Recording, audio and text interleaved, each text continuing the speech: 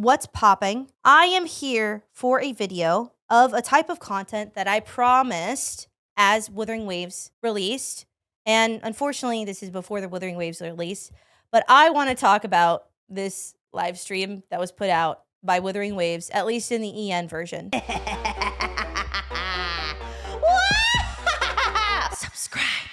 I said that I would be critical of any game that I played, and I would always state my genuine opinions about Wuthering Waves because I'm not just a Wuthering Waves glazer. I'm a Wuthering Waves lover, and you want to see things be the best that they can be when you love them. You don't just want to glaze them. And I want to talk about this live stream, at least the EN version, because I think it's safe to say that a lot of people were pretty disappointed. And I also think it's interesting the fact that they chose to do different live streams for different regions. The GIPPEE and the CN and the EN live streams were all different, had different content, and they did different things. I want to first start off with a compliment sandwich. I am still incredibly excited for Wuthering Waves. And this trailer did not dampen that too much, but I do think that was also sort of helped by the fact that I had a friend with me reacting, so I didn't have to react to it all by myself. I oiled up the rover, and I gave them a physical examination.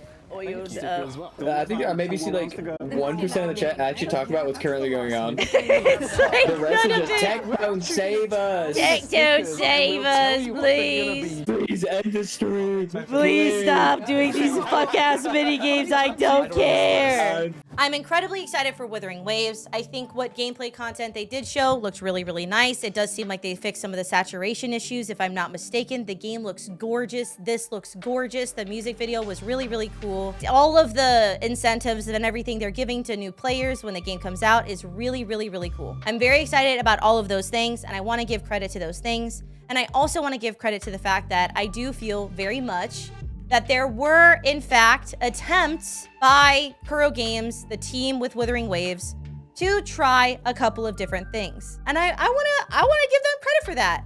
They didn't try to just blabber at us a bunch of stuff and just pure bleh information word vomit for an hour and a half. I think they tried to entertain us. I think they tried to do a couple of different things that I haven't really seen in some of live streams for Hoyoverse stuff. I'm only comparing it to Hoyoverse because that's the most obvious comparison, okay?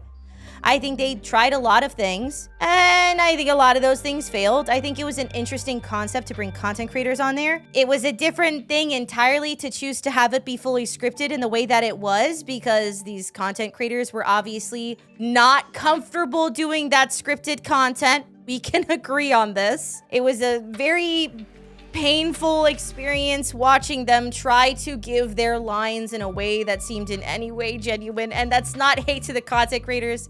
It just seems like an odd choice to bring content creators on and then script their interactions so heavily. But I think it was a cute concept. I think the minigames was a cute concept. I think they were very bloated, and honestly, most people don't really care. But I think there was an obvious attempt to have a sense of humor about their game, about what they're doing. It shows an obvious attempt to try to make the live stream into an event and not just an info dump. And I think that we should give them credit for that. I do have a couple of primary gripes. Mostly that the Chinese and the JP version had very different things within them. I just saw the freaking Rexlent Yang Yang is so freaking funny. I liked this part, to be fair. But like the CN and the JP versions had different stuff in the videos than the EN version. And I think that kind of sucks. They had more gameplay footage. They had more information specifically about the game. And maybe they thought like we try to entertain the Westerners specifically because dumb Americans don't want to hear all the info or whatever. But I really, really, really would have liked to see more about the game, to see more gameplay footage, not just like pretty screens, like pretty wide panning shots and stuff like that. And I would have liked to know more about what they changed from the beta to now. That would have been really nice. But that's fine. I guess a lot of it is just that they're obviously inexperienced in making a live stream that is this hyped. This was probably a difficult thing to live up to. God, Rexlent is just so uncomfortable. I've just never seen somebody less comfortable with what they're doing in my life. I'm so sorry. I'm getting distracted by the footage. But I actually like this. I like that it shows that they're trying to do new things. They're trying to appeal to the audience via being entertaining. I think that's fine. But the pure lack of like actual information about the game, about the changes made, about, you know, sort of basic information regarding mechanics and stuff like that, that would have been really, really great. I think that the fact that that was not included in this live stream, but it was in other live streams is a little odd. I did see someone sort of theory craft that the reason that that was because they wanted to give different live streams to different audiences and take feedback and see what worked and what didn't. And if that's the case, I definitely understand that. Maybe that level of experimentation could have been used in a different context at a different time and not the first like really big like official like live stream for a patch like this, because this was a really big deal and maybe we didn't need to experiment quite so much in my opinion. But I also want to talk about something, which was the chat, because while it's great to have a fast moving chat, it's fun to see, it's good to see people's excitement and their hype and all of that, this chat realistically was almost entirely unmoderated. The waiting room all the way through the end of the live stream, that chat was mostly unmoderated. The only moderation that I saw was that you couldn't post the same message too many times in a row. But if you just copy and pasted the same message twice in the same message and then spammed it, you can still spam just fine. But otherwise, there were people spamming slurs.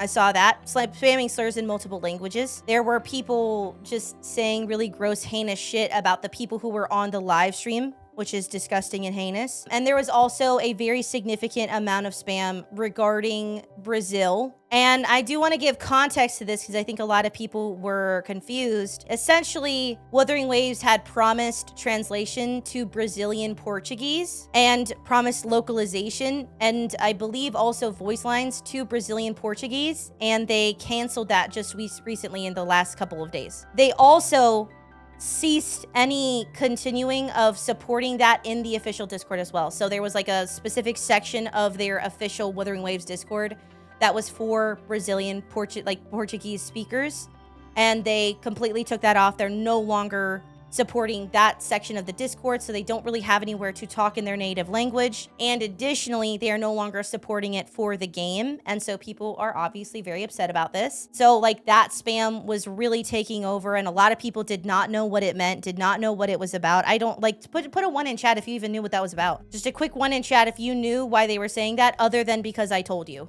Yeah, it's a couple, like quite a lot of twos. And I'll say that probably a lot of you are more informed because you're more hardcore players of games because you're on Twitch. Having this in here, I guess it's fair for them to be allowed to speak their problem, but most people didn't know what this was.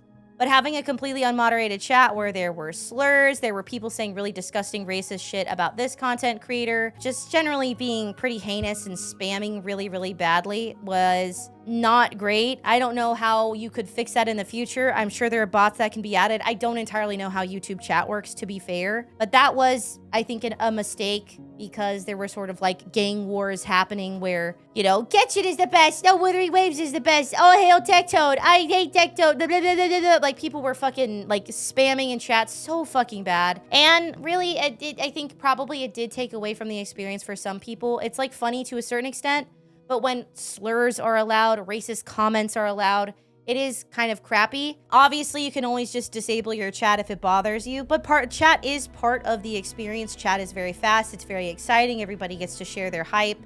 And the fact that people were saying just disgusting shit in that chat about him, it bothered me. I didn't really like that. I don't know how it would work to be able to moderate that accurately, mostly just because there were almost 40,000, 30 to 40,000 people in the live stream that entire time, and it was obviously going very, very fast. It's difficult to moderate, obviously. But yeah, I think that was a problem that I think is the easiest to fix, to be honest. To moderate chat shouldn't be the worst option. Unfortunately, they're probably going to have to instill a couple of bots and have some people who are there specifically to moderate in a couple different languages for sure. I understand that this is a first-time thing for them, and so obviously there's going to be some bumps. This was an incredibly awkward live stream with very little of substance. The actual substance in this, what was it, hour and a half long live stream Like, I think it would be less than a third of this live stream was really actually related to the game and the gameplay and things that people care about.